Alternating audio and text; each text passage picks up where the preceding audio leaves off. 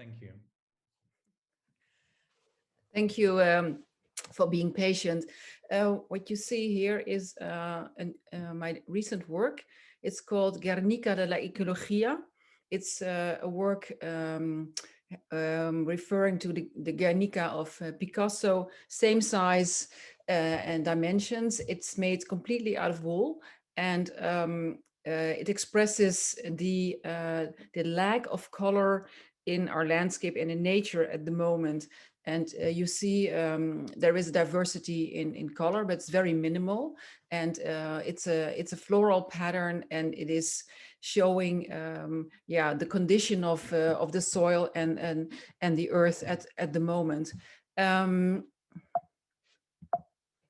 so the work is traveling, and will have his first yeah, its first stop in May in the Netherlands in a church. And everywhere where it's where the Guernica is showing itself, we will have a lot of conversations and workshops, etc. So it's all about the quality of nature, and also nature tells us, in a sense, also yeah, in where we are at the moment in evolution. So we have a dialogue with nature, our farmers, and all our the people who are work with us. They are in you can say in a present contact with the earth. And here you see this is in the farm in our farm in the northern part of the Netherlands, in Huns. It's a very old. The land is quite old. It is from the 11th century. People have settled there. You can sense that also. You can feel it. Sometimes difficult how can you feel these kinds of qualities. And I think you feel that quality through yeah, you can say the holistic region. So where we work and where we are, it has a big impact on how we relate also to nature. And we try to be, when we work with the earth and with the rhythm of the earth, we try to be very present, very engaged. um, Maybe that's not always yeah, how you say, evident, but it requires an awakening and a presence. Yeah, if you are aware of that, it shows in all the processes in what we do. This is on the farm. It's a greenhouse. We found it in Belgium. It was nearly destructed, demolished. We we rebuild it in the Netherlands at our farm, and it's also yeah, appreciation of yeah, of old buildings, restoring them and giving them yeah, a presence. And when you are in that greenhouse, everything, the scale and the light and the construction is really very yeah, it's right. And sometimes you don't know how to define what are these qualities, but you sense that people who designed that they were really engaged. So that's very important. Engagement is I think the red thread in my presentation today. And this is an example of a joyful moment when you see the woad. It's blooming. It's has an incredible vitality. It's full, and we farm on a biodynamic basis. So that means crop rotation is very important. Pascal also told about it in her presentation. Biodynamic farming is, I think, an example of also how farmers have visions about their the way they choose their crops. I think especially due to climate change at the moment, we saw that in France, but also in Italy, that due to extreme weather conditions, a lot of the crops were failing. And we try to seek also with our farmers to differentiation. So differentiation in crops means that also that you have different business models, so that you have a balance also in income. and we see that more and more, the farmers where we work with, that they're trying to differentiate. So not only certain type of vegetables or fruit, but they try also to have alternative crops. This is the harvest of the sunflowers of last year. We had a lot of them. This is at a farm in the middle part of the Netherlands. We work together with many farmers, not only in the Netherlands but also in Germany. Traditional farmers who understand. In a way what we do, but what is very remarkable is that they said that if they start growing, for example, dioecious crops, that gives a completely different how do you say, the image of the farmer could sometimes be very negative, because in a lot of conversations, I mean, it's very easy to point out to monocultural farmers or production farmers, but they always don't have, you know, the means and the possibilities to transfer. It takes a lot of courage to change, but it's a system that is very slowly changing. And these farmers we work with in Germany said that it gave a lot of positive energy, and a lot of people were very yeah, they connected to what they were doing, and it brought them in a very different position. So that it is also very interesting for the mentality that we and the empathy that we also yeah, keep on being in dialogue also with traditional farmers, I think. This is working together with a group of fashion students from Artes in the woad fields. It was a very it was very yeah, interesting. If you are part of a process from seed to yarn, you could say, then you also see what you do. I mean, it's not, it's hard to explain, but if you harvest your own dioecious crops, and then if you are able to transfer them and to metamorphose them into eventually the color, I mean, it's something very yeah, the process of making is gives you a lot of joy and respect with what you do, and also it makes it very special that you talk about what you watch, and you are very aware of these magical moments, because it's something, I mean, we all know of, and it is a connect, it's our connection to the past also.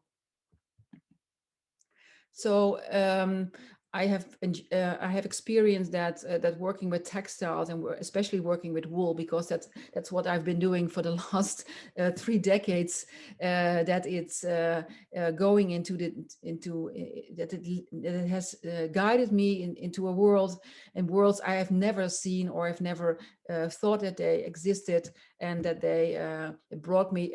For example, here to this incredible flock of sheep in our region, and the knowledge also of the shepherd of how they maintain the land, the caretakers of our landscape.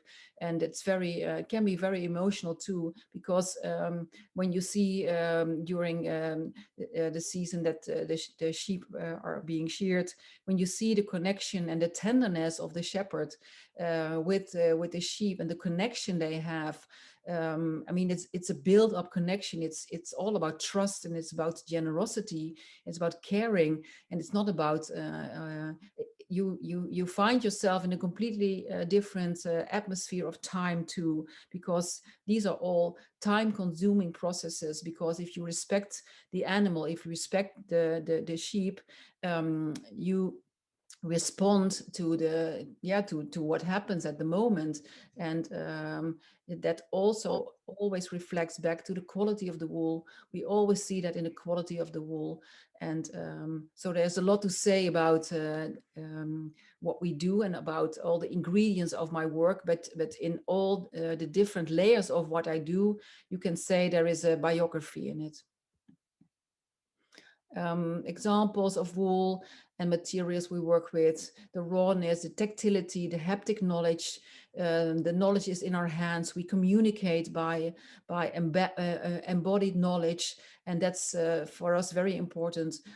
To also transfer that to future generations. So we experience also with our students when they come to us in this holistic working atmosphere, that they have to do everything. I mean, you have to wash the wool because sometimes you're not aware of scent or fragrance, and it will open up so many doors of curiosity, and it connects you really to yeah, you can also say to spirituality.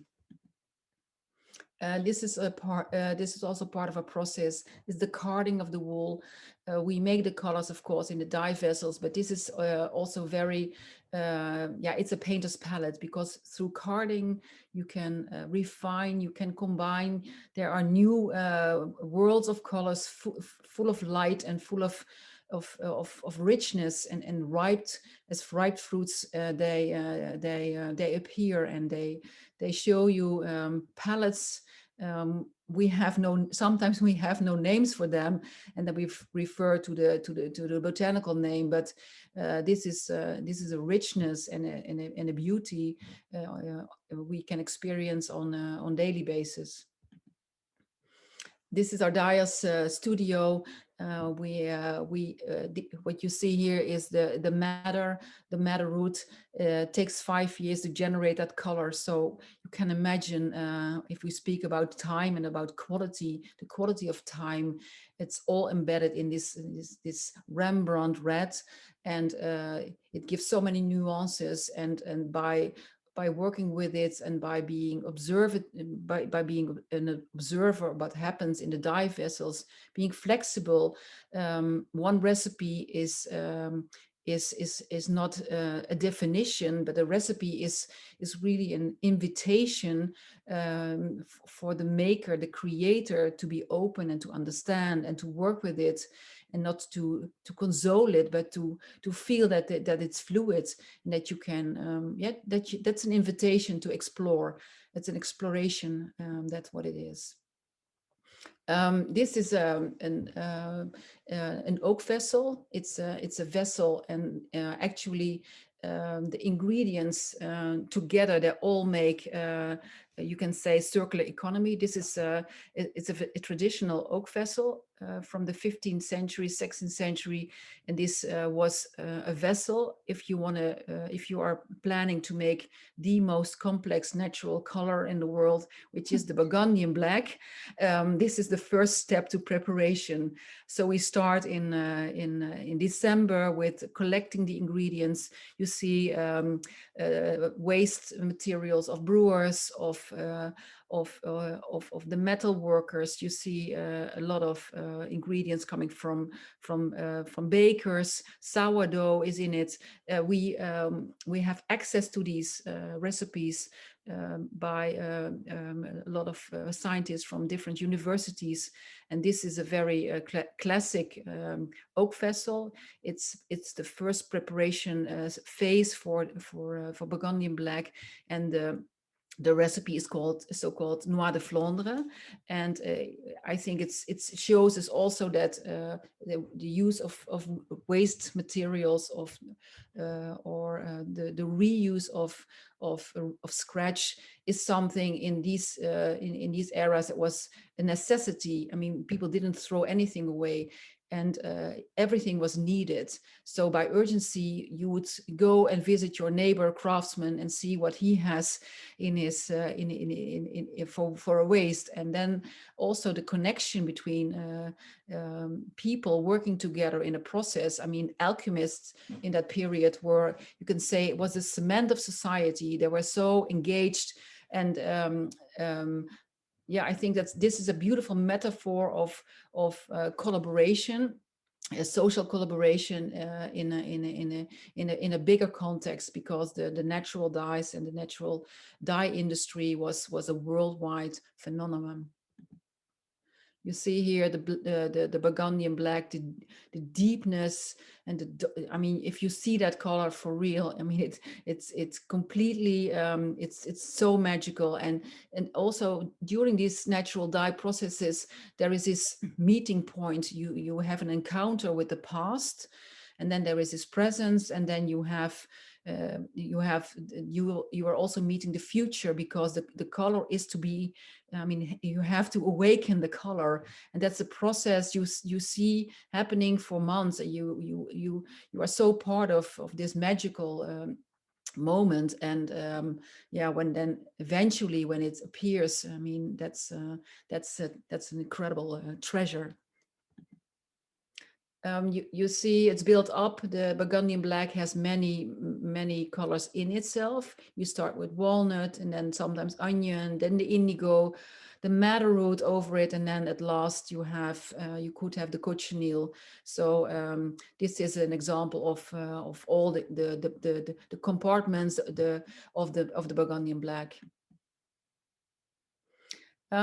So what we do, the studio does, is also, yeah, not only awakening and also, yeah, being conscious, but also it's how can you transform processes we know from the past into the future, into modernity.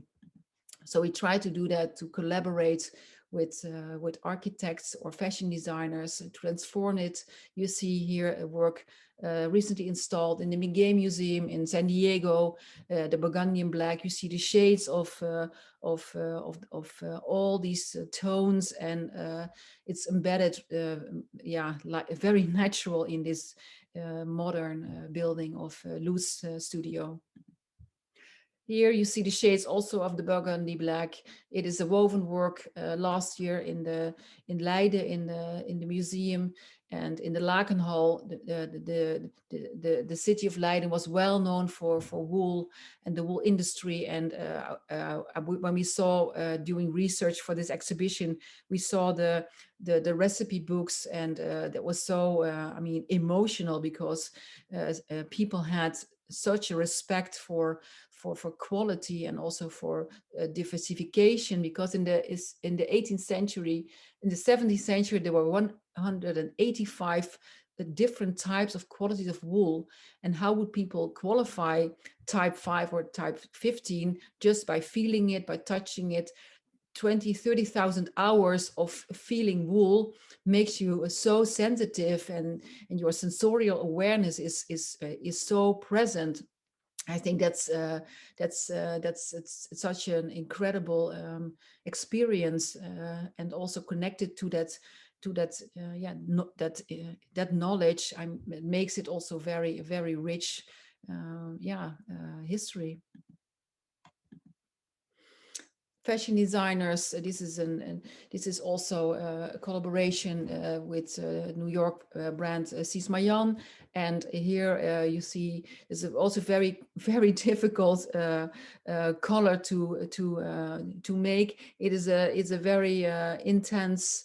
Yeah, it's not green, but there you could imagine many words for what you see. But I think this is a very good.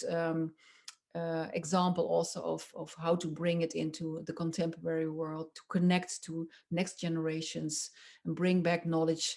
And yeah, I think it's very essential also. This is a work in the American Embassy in the Netherlands. It is an expression of texture, of wildness, of its painting with fibers, and in all these color palettes. I mean, you see, for me, it's very important, because what you see in the work is not only the visual experience, but you see the biography of the work. You see the biography of the ingredients. You see the farmer's sweat. You see the efforts of the farmers. You see the people who harvested. You see, for me, the people who made all possible in the dyer's workshop, that these colors they became visible. And then at the end, I mean, for me, that is easy to make that work, but all the efforts, I mean, that is done all in that whole process of making. And I think that sometimes people see my work, and they cannot define what strikes them or what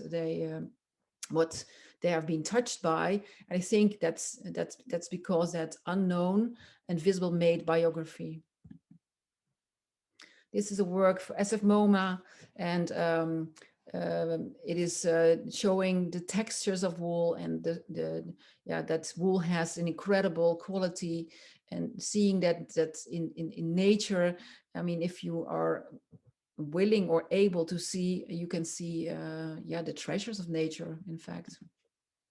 Woven skin, that was the work, also a nomadic work, traveling all over the world, also doing Climate Week at Stone Barns. And it was a work opened many discussions and dialogue. It was a work made from the heart, not from the head, but it evoked a lot of discussions because people responded intensely. In the Netherlands, a lot of people responded with the head, in Italy with the heart. And so it was very interesting to also what people were moved by this work. So 3 years later, there is this Guernica de la Ecologia. The same, we will travel again with this work, and different now is that wherever the work is and stops, we are connecting to local communities. We will engage with them, and then a lot of people are spinning now yarns for the Guernica. So every time there comes a layer of embroidery as an application to the work, and in 2-3 years the work has another layer, and that is all worldwide communities having made these yarns, having put their efforts in, having put their identity in that yarn, which I will add to this Guernica de la Ecologia. Last, working already on the legacy. We are working on the legacy here in Friesland. We are working on a new, we bought a new building. It is a building, it's very degraded, and it's in a rural area. It's very close to the studio, and we are transforming it into a school. It's called Fee School, and it will be a place for a new social productive place. So from September on, we will open up the doors for education. We will develop new curricula. It will be a maker's place, a place, an oasis for referencing, for learning and for exchange. So it will be a place where textile and tactility is the medium, and so we are very excited about it. The whole building is being renovated with all circular materials, and the garden is being we are in the middle of this reconstruction. So we see here an impression of what we already did at a farm. We did a lot of educational programs at a farm, but it became so busy. So then the fallen building showed itself, and then we thought, okay, this is a step to working on a legacy. So Fee is opening up, coming from September, and a lot of young people, but also our teachers are not, you can say, they are architects, designers, philosophers, writers. So we have a mix and palette of people transferring knowledge, but also inspiring you when you come and to be part of this community. Thank you. Thank you, Claudy. Speechless. Yeah. Welcome to come to us and to cut the ribbon, I would say. Yeah, I would love to do that. It's amazing. When is it starting exactly? September. Okay. And is it a continuous learning, right? It's we have we will develop programs, but also sometimes we have tailor-made programs for certain groups. We have a group autistic young people, and especially sensorial qualities. are so important to them. So it's also tailor-made, but we also have courses for CEOs, companies to experience, holistic processes, and it will be very diverse. Not a school, but it's a place where you really can, where you are invited to be productive. And if we need to change, you can also develop courage towards that change. You make school. Yeah. Yeah. That's what it is. Yeah. Thank you so much. Thank you. Thank you so much, Claudy. Thank you. So